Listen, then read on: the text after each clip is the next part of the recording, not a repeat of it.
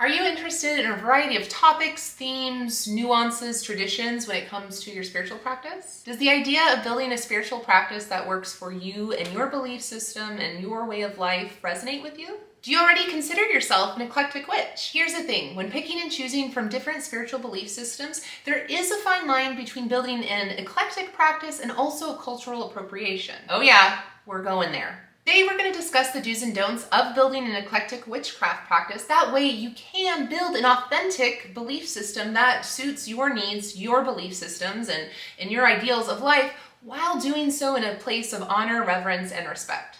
Stay tuned. Hey everyone, it's Anya. I'm a yoga witch, and welcome to the season of Anya, where together we are building a community and a platform full of spiritualists, yogis, and witches alike through understanding and diving deep into the practices of yoga, magic, and witchcraft. So to begin, what is an eclectic witch? What is eclectic witchcraft? Let's pretend you're at a tasty salad bar and you just see an array of salads and toppings and all sorts of things you want to like to build your own ultimate, delicious, tasty salad. Now hold on, bear with me. Simply put, it just means you like a little bit of this and you like a little bit of that when it comes to spirituality, right? Just putting on your own toppings, making it so good that it fits you and everything you want and you desire. Cool. Overall, wonderful, awesome, 10 out of 10. Build a practice that suits your needs, that makes sense to you, that resonates with you.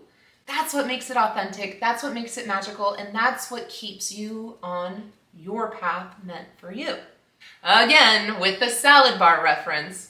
Yeah, we can take and pick and choose whatever we want, but with a spiritual belief system, there is just a little bit of due diligence that needs to be done when creating something that is your own. In the community, there is a little bit of a debate, there is a little bit of a hush-hush when using the words eclectic witch, eclectic witchcraft, because of that very notion. Spirituality and learning from other religions, other beliefs, other countries is a beautiful thing.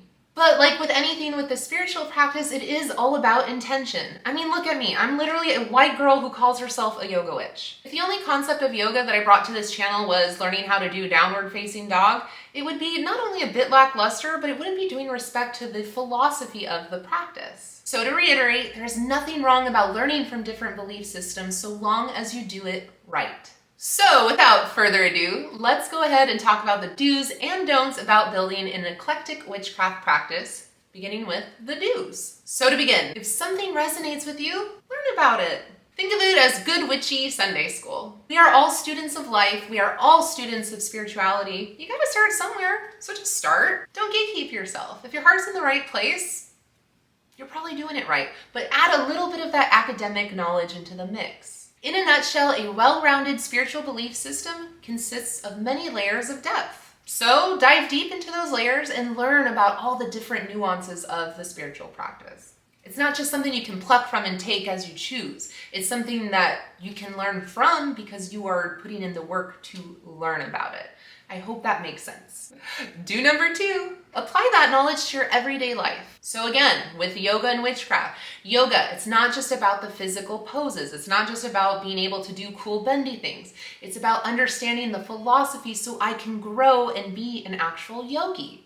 Same thing goes with witchcraft. I barely do spells, honestly. For me, my witchcraft practice really deepened and heightened when I learned how to truly work with and embody the cycles of nature. That's the kind of stuff that I'm talking about. That's where the magic happens, and that, more importantly, is when it becomes authentic to you, and it is truly your practice and not something that you just took. Do number 3, find the journey that feels natural to you and take the journey. So this especially applies when it comes to working with deities. It's not about taking a deity and making them yours. It's about journeying with that deity. Learn their stories. Learn what they represent. That way you can embody their practices into your daily life here on the earthly realm. It's about understanding that sweet spot of both understanding and applying the knowledge to your life. I do have a whole video that I will link above about how to work with a deity. So if you do want a little more information specifically on that, click above.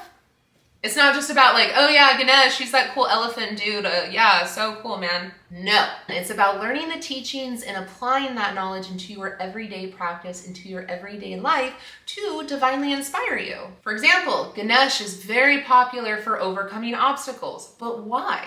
I'll give you a little hint. I'll post a future video on Ganesh, but all I'm going to say is he is a deity who's known to resemble an elephant who has a mouse as his mount. You know the whole thing about elephants being afraid of mice? That's the kind of thing that I'm talking about. How can these stories, these traditions inspire you and make you a better person? And do number 4, connect with a local witch. Whenever possible, try to connect with somebody who actually knows the understandings and teachings of the practice you're trying to get into. So much of any spiritual tradition has to do with storytelling. And the true essence of a story is best told instead of read. So if you can, connect with someone. Before we get into the don'ts of being an eclectic witch, do me a favor and drop a comment and tell me, what deity do you enjoy working with and why? And now for the don'ts. Don't number 1, don't rush it. I will forever say, when you're trying to truly embody and encompass a practice and make it your own, it takes time. Don't try to be an authority on it. It's okay to be humble and admit that you don't know as much as you'd like to. As long as you are making a conscious effort to learn and study and to do better, you're set. I don't have a deep lineage from India with yogic roots or Hinduism, and I'll never claim to be the ultimate authority. But over the years, I have learned and will continue to learn, because this is what's going to build an authentic relationship with me and my practice. And the same goes for witchcraft. Stay in your lane. If you know about it, great. If you don't, that's okay too.